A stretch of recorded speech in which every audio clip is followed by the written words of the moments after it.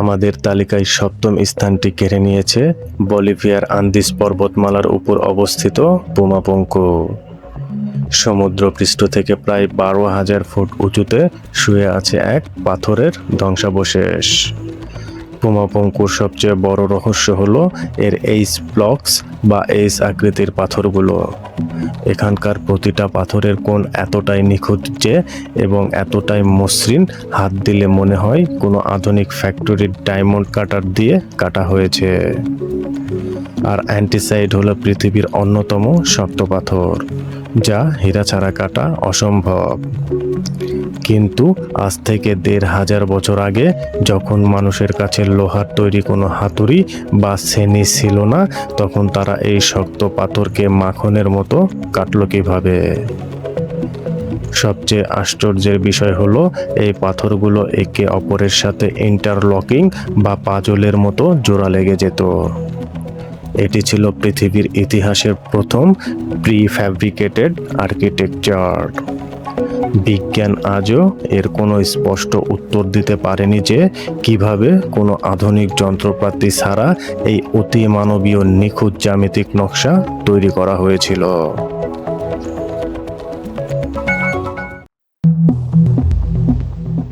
পুমাপঙ্কু থেকে কিছুটা দূরে পেরুর আন্দিজ পর্বতের উপরেই দাঁড়িয়ে আছে ইনকা সভ্যতার সবচেয়ে বড় রহস্য, স্যাক্সাইহুয়ামান।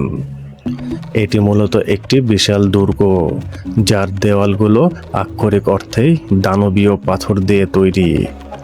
এখানকার সবচেয়ে বড় পাথরটির ওজন আনুমানিক 128 থেকে 250 টন। অথচ এই পাথরগুলোর খনি ছিল এই দুর্গ থেকে প্রায় 5 কিলোমিটার দূরে, অন্য এক পাহাড়ের চূড়ায়। চাকা বা ঘোড়ার ব্যবহার না জানা একটি আদিম সভ্যতা কিভাবে এই 250 টনের পাথর খাড়া পাহাড় আর গিরিখাত পার করে এই উঁচুতে নিয়ে এলো? তার চেয়েও বড় জাদু হলো এই আসমান সমান পাথরগুলোকে কোনো সিমেন্ট বা কাদা ছাড়াই একে অপরের সাথে এমনভাবে জোড়া লাগানো হয়েছে যে তাদের মাঝখানে এক ফোঁটা ফাঁকা জায়গাও নেই। আপনি একটি পাতলা ব্লেড বা এটিএম কার্ডও দুটি পাথরের জয়েন্টে ঢোকাতে পারবেন না। এই অঞ্চলে হওয়া শত শত প্রলয়ঙ্কারী ভূমিকম্পও এই দেওয়ালের একটা পাথরকে তার জায়গা থেকে 1 মিলিমিটারও নড়াতে পারেনি। এর অ্যান্টিসিসমিক ইঞ্জিনিয়ারিংয়ের রহস্য বিজ্ঞানীদের আজও ভাবিয়ে তোলে। রোমানরা যখন লেবাননের বালবেক শহরে তাদের জুপিটার বা বৃহস্পতি দেবতার মন্দির তৈরি করতে এসেছিল, তারা এক অদ্ভুত জিনিস লক্ষ্য করেছিল। তারা দেখেছিল মন্দিরের ভিত্তির নিচে আগে থেকেই 3টি প্রকাণ্ড পাথর বসানো আছে, যাদের বলা হয় ট্রিলিথন। এই 3টি পাথরের প্রতিটির ওজন প্রায় 800 টন। একটু ধারণা পাওয়ার জন্য বলা যায়, একটি আধুনিক বোয়িং 747 বিমান সম্পূর্ণ লোড করা অবস্থায় ওজন হয় প্রায় 400 টন। অর্থাৎ একটি পাথরের ওজন 2টি বিশাল বিমানের সমান। পাথরগুলো খনি থেকে কেটে প্রায় 1 কিলোমিটার দূরে পাহাড়ের ঢাল বেয়ে এনে 20 ফুট উপরে নিখুঁতভাবে বসানো হয়েছিল। আজকের আধুনিক যুগের সবচেয়ে বড় এবং শক্তিশালী হাইড্রোলিক ক্রেনগুলোও 800 টনের ওজনকে এক জায়গা থেকে অন্য জায়গায় নিতে হিমশিম খেয়ে যায়। সেখানে রোমান সাম্রাজ্যের বহু আগে প্রাগৈতিহাসিক যুগে কারা এই দানবীয় পাথরগুলো নাড়াচাড়া করেছিল এবং কোন প্রযুক্তি তারা ব্যবহার করেছিল, তার কোনো ব্যাখ্যা আধুনিক বিজ্ঞানের ইতিহাসে আজও নেই।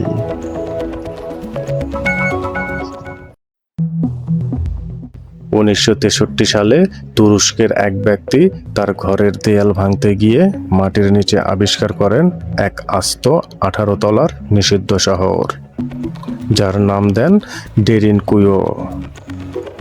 মাটির নিচে প্রায় 280 ফুট গভীরে এই শহরে একসাথে 20,000 মানুষ সমস্ত সুযোগ সুবিধা সহ বাস করতে পারত।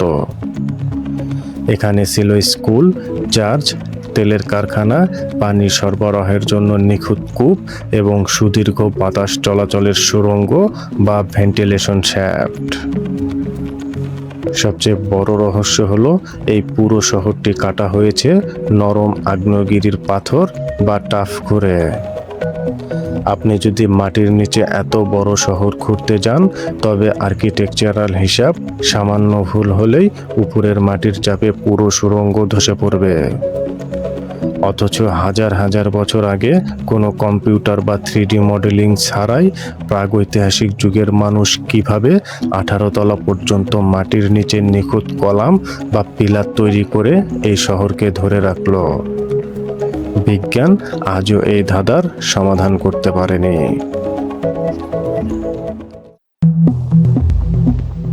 আমাদের তালিকায় 5 নম্বরে আছে ভারত মহারাষ্ট্রের ইলোরা গুহায় অবস্থিত কৈলাস মন্দির।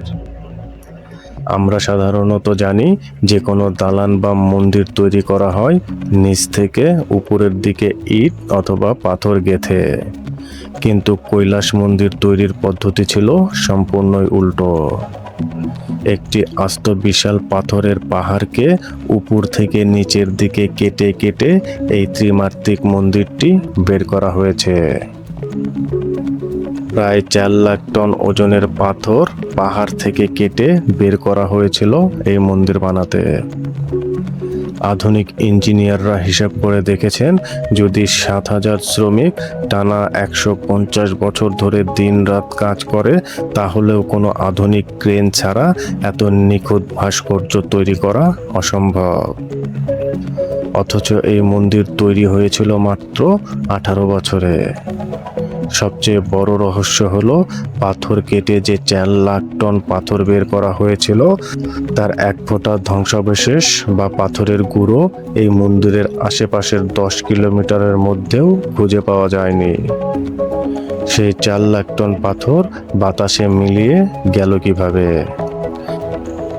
এর উত্তর বিজ্ঞান আজও আমাদের জানাতে পারেনি।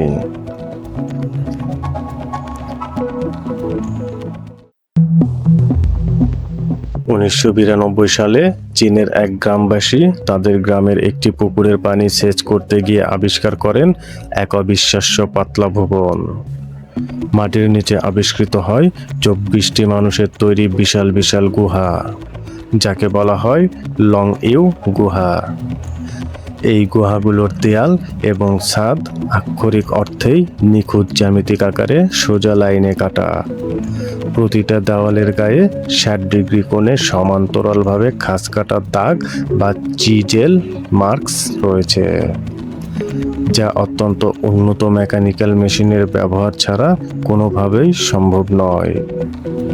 বিজ্ঞানীরা হিসাব করে দেখেছেন, এই গুহাগুলো তৈরি করতে প্রায় 10 লাখ ঘনমিটার পাথর কেটে বের করতে হয়েছিল, যা তৎকালীন চীনের কোনো নথিপত্রে বা ইতিহাসে কোথাও উল্লেখ নেই।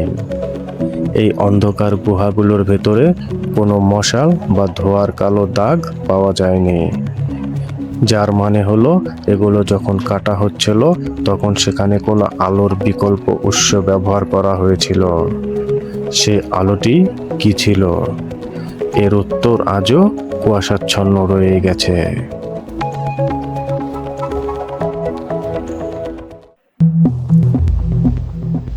আমাদের তালিকার শেষ এবং সবচেয়ে বড় বিস্ময় হলো মিশরের গিজার মহাপিরামিড। প্রায় 23 লাখ বিশাল বিশাল পাথরের ব্লক দিয়ে তৈরি এই পিরামিডের ওজন প্রায় 60 লাখ টন। পিরামিডের সবচেয়ে বড় রহস্য এর মেকানিক্যাল ইঞ্জিনিয়ারিং নয়, বরং এর মহাজাগতিক ওরিয়েন্টেশন।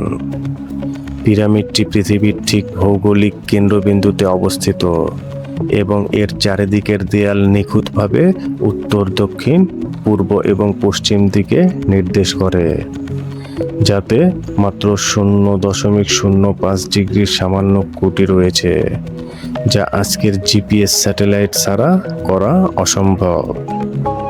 তাছাড়া গিজার 3টি পিরামিডের অবস্থান আকাশের ওরিয়ন নক্ষত্রমণ্ডলীর 3টি নক্ষত্রের সাথে হুবহু মিলে যায়। আজ থেকে 4500 বছর আগে টেলিস্কোপ বা কম্পাস না থাকা একটি সভ্যতা কিভাবে মহাকাশের নক্ষত্রের সাথে মিলিয়ে মাটির বুকে এই মেগা স্ট্রাকচার তৈরি করলো। পিরামিডের ভেতরের গ্রানাইট পাথরগুলো কিভাবে কাচের মতো মসৃণ করা হলো। বিজ্ঞান আজও পিরামিডের শত শত থিওরি দেয়, কিন্তু কোনো থিওরি এই প্রশ্নের পূর্ণাঙ্গ ও অকাট্য উত্তর দিতে পারে না।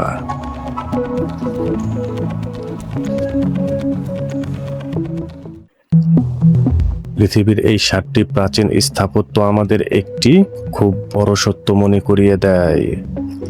আমরা আজ নিজেদের যতই আধুনিক ও উন্নত মনে করি না কেন, আমাদের পূর্বপুরুষদের কাছে এমন কিছু জ্ঞান বা প্রযুক্তি ছিল যা সময়ের স্রোতে আজ চিরতরে হারিয়ে গেছে। বিজ্ঞান হয়তো একদিন এই রহস্যগুলোর উত্তর খুঁজে পাবে, কিন্তু ততদিনের জন্য এই পাথরগুলো মানুষের মেধা ও ইতিহাসের এক অমীমাংসিত বিস্ময় হিসাবেই দাঁড়িয়ে থাকবে। আজকের এই বিজ্ঞানের পরাজয় আর প্রাচীন স্থাপত্যের রহস্যময় যাত্রা আপনার কেমন লেগেছে? কোন স্থাপত্যটি আপনাকে সবচেয়ে বেশি অবাক করেছে? কমেন্টে আপনার মূল্যবান মতামত আমাদের অবশ্যই জানান। ভিডিওটি ভালো লাগলে লাইক দিন এবং বন্ধুদের সাথে শেয়ার করে তাদেরও এই প্রাচীন বিস্ময়ের কথা জানিয়ে দিন। পৃথিবীর এমন সব অমীমাংসিত বৈজ্ঞানিক রহস্য, অদ্ভুত প্রাচীন স্থান এবং হারিয়ে যাওয়া সভ্যতার ইতিহাস নিয়মিত দেখতে আমাদের চ্যানেলটি এখনই সাবস্ক্রাইব করে বেল আইকনটি অন করে রাখুন। দেখা হবে পৃথিবীর অন্য কোনো নিষিদ্ধ বা রহস্যময় কোণের গল্প নিয়ে পরের ভিডিওতে।